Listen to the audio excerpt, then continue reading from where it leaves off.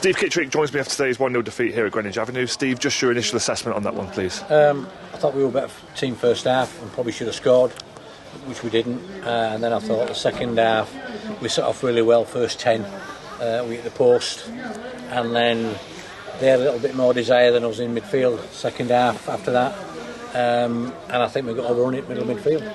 I'm sure they're all down in there at the end of that one. What did you say to him after the final whistle? Look, you got to take the positives from it. We were, like I said, first half we were really, really good. Second half, 10 minutes, hit the post. I said at half time, 1 goal will win this, and we hit the post, and that's when he looks down. That's what happens.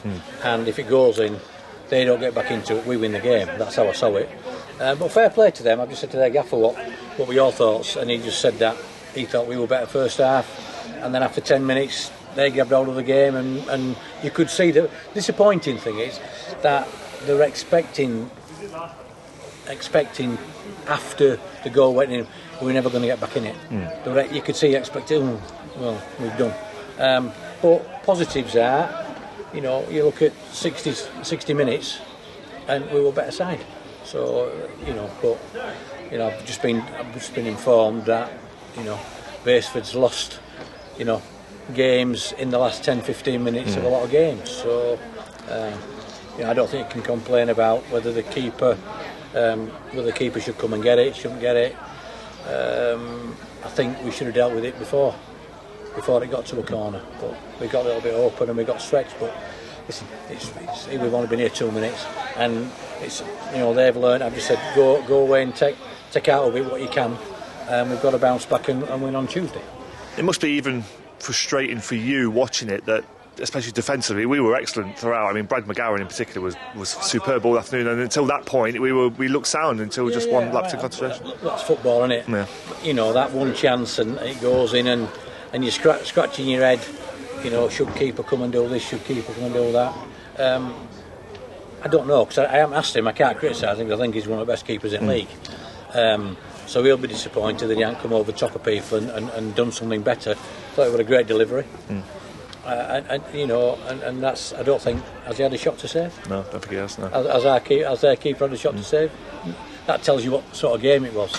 And they've been playing well, so that's a positive for us. We've got to go and just get 3 points on Tuesday, and it's just forgotten about.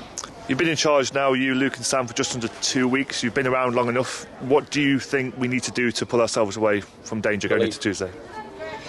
Believe in each other. I've just said to them there, a disappointing thing for me is that you don't know each other's strengths and weaknesses, and you've been together all year, and you should know if you're going to play a ball at somebody's feet and he's not that type of player, and he's a player that wants to get in behind and play in behind, don't take him out of his comfort zone. But we've only been here 2 minutes, so we don't know people's strengths and weaknesses. We know some of them, but they should know each other's strengths and weaknesses. 6 metaphoric cup finals now going into Tuesday. I mean, every game's a must win at this level, but just how important would that game be against Bushton and Diamonds? Well, it's how you bounce back into it. I thought last week we were a far better team in second half and should have, but we didn't. Today we've been best team for 60 minutes, and they've nicked a goal and then took the game by the scruff of the neck, and we just fell behind a bit. So on Tuesday we've got to bounce back and get 3 points. If we get 3 points, it's forgotten about. Both Jonathan Wafula and Simon Nigeria both made their debuts. Might be difficult to assess Simon given the time he played, but what do you make of them both? First impressions. Jonathan, his strength is running in behind, winning his headers. He's that sort of player. He's got plenty of pace. I thought he did well, but he's tired because he's been out for a bit. Simon come on and give ball away twice, and he just said to me now, sorry about that, but it's a new club, it's a new team, so we hadn't had a chance to look at him on Thursday.